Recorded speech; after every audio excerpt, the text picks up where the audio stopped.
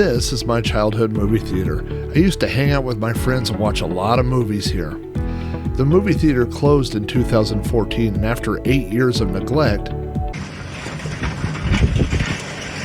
they decided to tear it down and turn it into a parking lot.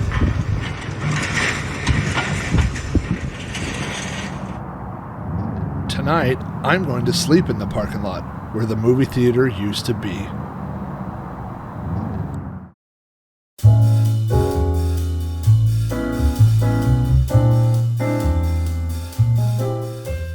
I tried to pack lighter for this overnight adventure, but I didn't do so well. I brought my Mr. Buddy heater, my CPAP bag, my laptop bag, and my camera bag.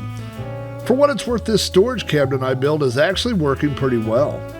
Unlike my last outing, tonight's low temperature is in the high 40s, so a blanket or two should be enough to keep me warm all night long.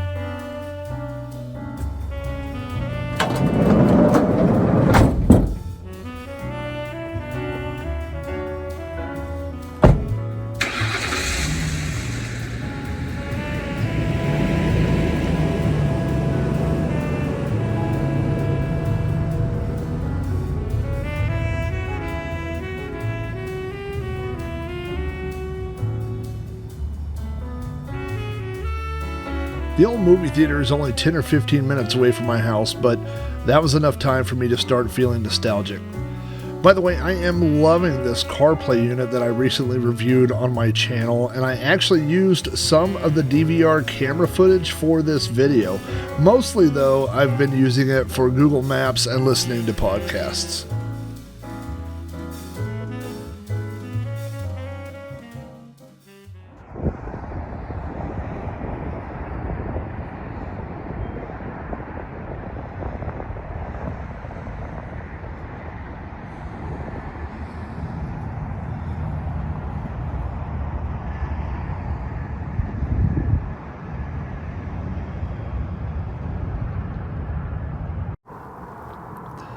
I'll tell you a funny story about this theater. This is the theater where my friends and I came to see Batman in 1989, I think, 89, when the Michael Keaton Batman. This is when Batman was rebooted. There had been no Batman movie since the 1966 Batman, so this was a huge deal. And everybody had Batman shirts. And I was working right across town at this little pizza place, and I couldn't afford a cool Batman shirt like a lot of my friends had. So I went to the flea market, and I bought a Batman shirt that had the Batman logo on it that looked pretty much like the Batman logo, but not exactly. It was definitely a bootleg shirt. And everybody else had a black Batman shirt with the logo on it, and mine was white with the logo, but I didn't care. And so the day before the big movie came out, I washed all my clothes, and somehow a pair of red shorts got into the laundry. And so when I took my clothes out, not only was my underwear and my socks pink, but so was my Batman shirt. So I was the only dummy standing right here in line. We all lined up all the way across here to get into the movies, and I was the one guy wearing a pink Batman shirt. Never forget it. Now again, this parking lot, you can see where it changes color right there from the light concrete to the dark. That's where the movie theater used to be. And so one time when I was a kid, we were probably in, 6th or 7th grade. I was probably in 6th grade. My friends said, hey, we should all go to the movie, kids in my neighborhood. And so the plan was one of their parents would bring us and drop us off, and my parents would come pick us up afterwards. And so the minute the other parent dropped us off, we acted like we were going in. And then I didn't know this was the plan, but everybody else immediately left. And so the plan was not to go see a movie. The plan was to go run around this area. I didn't know that was the plan, but I had to go along with it. And so right behind me here, if you can see this, there's this is Eileen's Colossal Cookie right here behind me, which is a great place. But right in here used to be a place called TCBY Yogurt. This stood for This Can't Be Yogurt. And so we went over there. I guess one of my friend's parents owned it, and so we went in there, and they gave us some discount yogurt.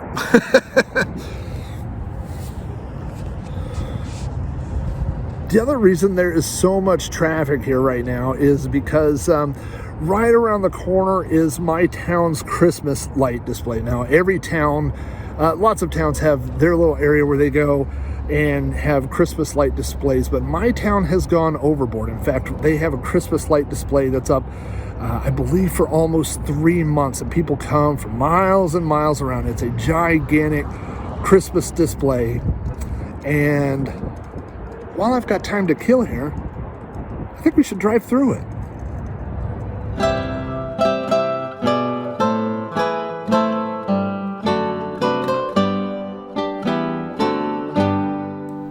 Now don't worry, I cut out most of the Christmas light footage. The real reason I decided to go see the lights is I needed to kill some time before dinner, and this did the trick. By the time I rolled back into the old movie theater parking lot, it was time to start my movie theater themed dinner.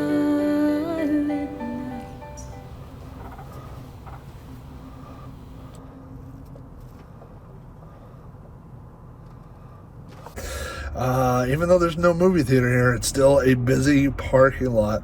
It is almost, it looks like it's midnight outside, and it's like 6:30 p.m. So we've got a long evening. But since I'm parked here on the movie theater, we're gonna watch a movie, and we're gonna have some movie theater food. So let's get started with that.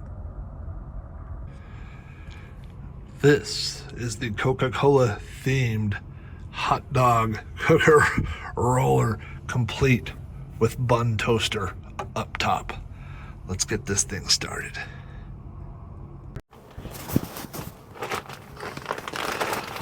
Okay, it's been a minute since I used this thing, although I don't believe it's too terribly complicated.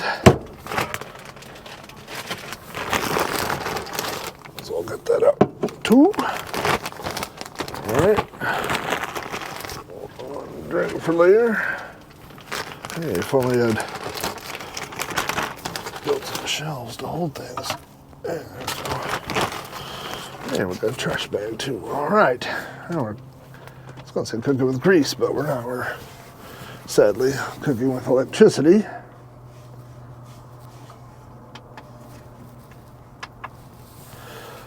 Okay, so let's see here. Let's see if this is bread tie. It is. All right.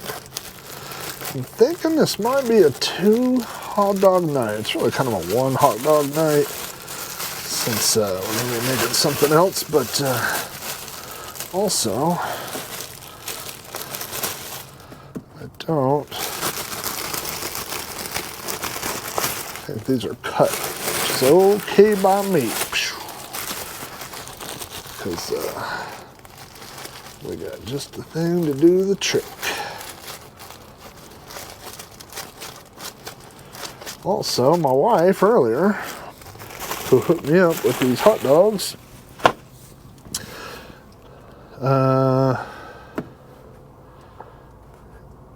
nah, these are, well, no, yeah, they're cut.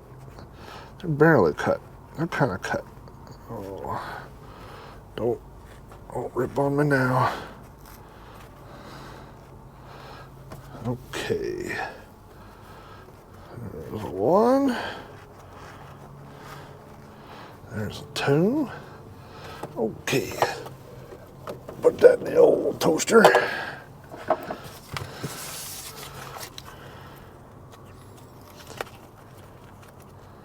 And then, never good at these resealables. I'm good at opening them, just not good at opening them in a way that they would reseal. Just like what I did right there. All right, put the old hot dog wieners on there. Now let's see what we got here. All right, we've got power. And man, look at that. That's something else. Is this the most efficient way to cook hot dogs in a van? No, far from. Is it the most fun way? Possibly.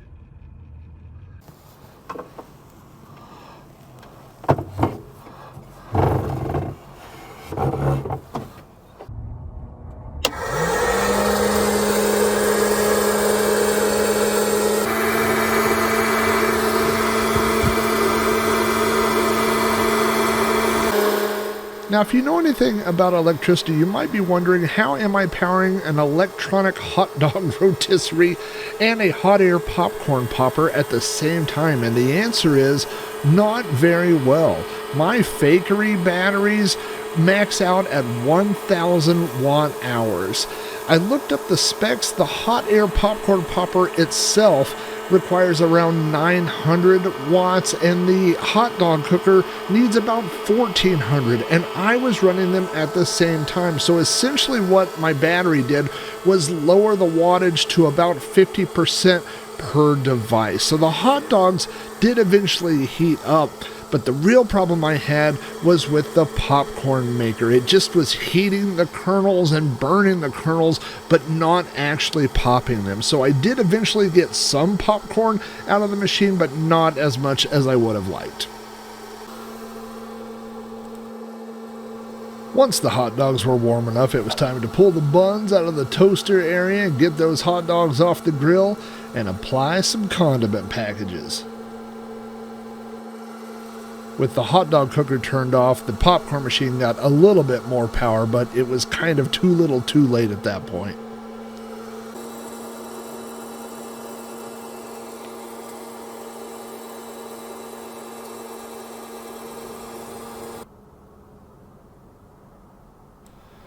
Now that my hot dogs and popcorn are done, it's time to put on an old movie. I watch a lot of movies on YouTube and TV shows on Pluto.tv, both of which are free. Every place I've camped so far has had internet access, so that hasn't really been a problem for me yet. But Project Skyhook hasn't worked out the way the Defense Department hoped. Tell me, how many birds have you sent up so far? 11, counting today's. And how many are you in contact with right now? Just one today's. So the hot dogs turned out okay and the popcorn was a little bit of a bust, but the best part of the night was sitting in the parking lot of the old movie theater and just watching old movies. I have a lot of memories of this movie theater. One year for Thanksgiving, my grandma came down from Chicago and she insisted on helping bake the Thanksgiving meal, especially the Thanksgiving turkey. And our oven in the kitchen had a analog timer and it didn't work right. It would get stuck, and when it got stuck, it would turn the oven off. And my grandma insisted on using that timer. My mom said, "Don't use that timer." And my grandma said, "I'm going to use that timer." My mom said, "Don't use the timer." And my grandma said, "Okay." And then my mom left the room, and then my grandma set the timer anyway. So the turkey started cooking, and then when the timer got stuck, it stopped cooking. And so when it was time to eat Thanksgiving dinner, the turkey had not cooked. It had many hours to go. And so we couldn't have Thanksgiving, and so my dad said, there was all the kids, me and my cousins, he said, "Get in the car, we're going to the movies." And he drove us right here, and that was the year that Supergirl came out, and Supergirl must have been playing Thanksgiving weekend. And so, I mean, based on where the building is, like, this is quite possibly where I sat to see Supergirl many years ago when I was a little kid. One time, my buddy Jeff and a friend of ours, Andy, came here because there was a movie that came out called The Boy Who Could Fly. And it was not what we thought it was going to be. We thought it was going to be a fun kid action movie about a kid who could fly, and that's not what that movie's about. But what was funny is that Jeff and Andy and I turned out to be the only people that were here in the theater. We were the only 3 people. That was the first time that ever happened to me. The first time that we ever went to a movie theater, and we were the only people in that theater. And so our friend Andy, about halfway through the movie, it was the world's most boring, terrible movie. And halfway through the movie, Andy stood up and he goes, "Maybe I'm the boy who could fly." And he put his arms out like an airplane, and he started running around the theater. Then Jeff started running. And I was raised like, you don't act that way in a theater. I'm sure they were raised that way too, but there was nobody there. It was just the 3 of us. And so that day we were all the boys who could fly, and we just ran laps around the theater, up and down the aisles and stuff. It's just a fun memory.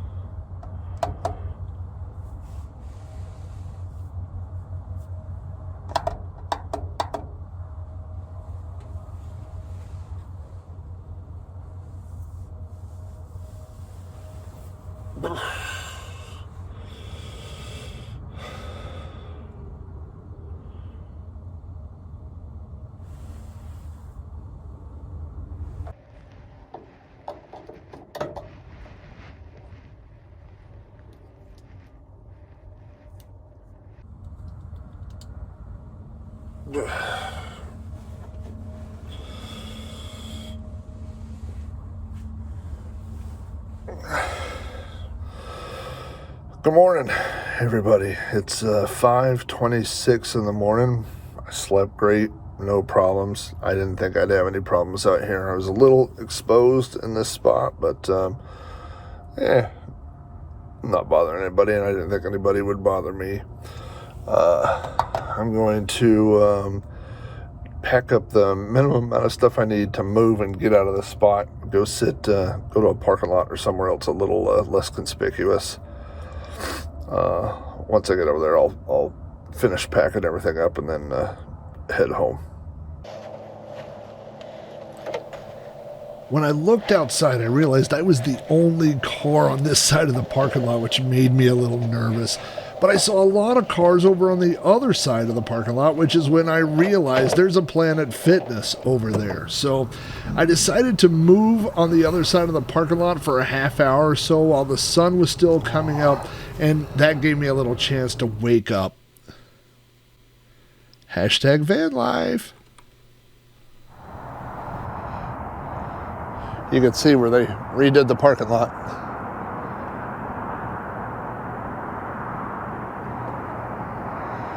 And this is all parking for nothing. Trust me, the liquor store does not need 200 parking spots over here.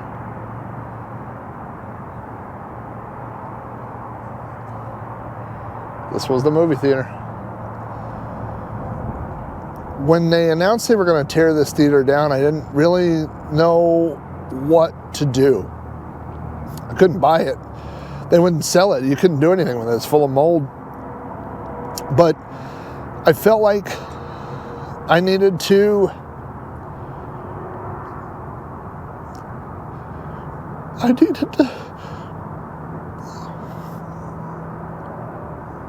say goodbye.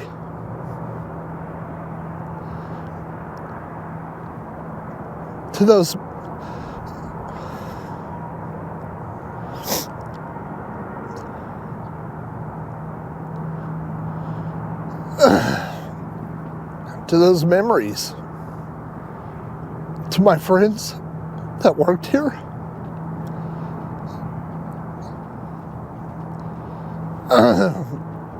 Like this was a big part of my childhood. And it's not like they tore it down to, you know, build housing or build something for the community. They literally turned this into a parking lot. And so I felt like I needed to be here. And so I came and I parked my car right over there. And I sat.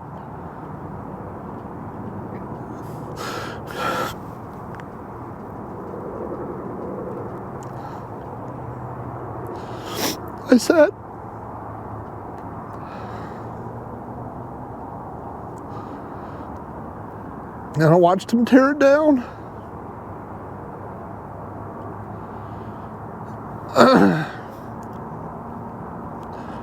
Guys with bulldozers that had never been here, that had never taken a date here, that had never been here with their friends, that had grown up here. And they tore it down. And I watched. I came up here every day for a week and I watched. They didn't even empty the building. They just smashed it down. All the seats were still inside. All the wiring, even the popcorn machine. You can see the popcorn machine from the outside window. They just smashed it all up, left it in a big pile, and then about a week later they came with big giant machinery and they just put it all in a dumpster and hauled away in the movie theater. And anyway, everything sat here for a couple days, and when all the construction was over, I came back up here and I sat right over there, just looked out the windshield at all of it, and felt like I wanted a piece of the theater. And so I came and I got a piece of concrete, and the way it was painted, I could tell where on the building it had a line, and there used to be a line that went around the outside of the building. So when I look at it, I see the movie theater, and I'll tell you, as a deeply nostalgic person, I thought that by taking a piece of the movie theater home with me and having it there, that I would always have a piece of the theater with me. And in a way, it is. When I'm at home, when I'm out in my workshop and I see that piece of concrete sitting there, I think of the movie theater. I think of all those times, all those memories of running around and doing fun stuff. But when I come here,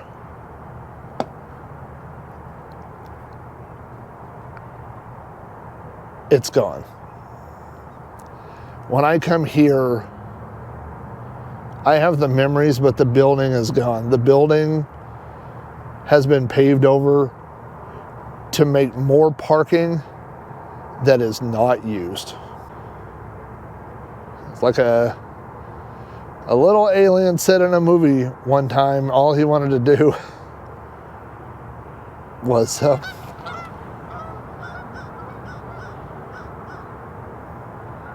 go home.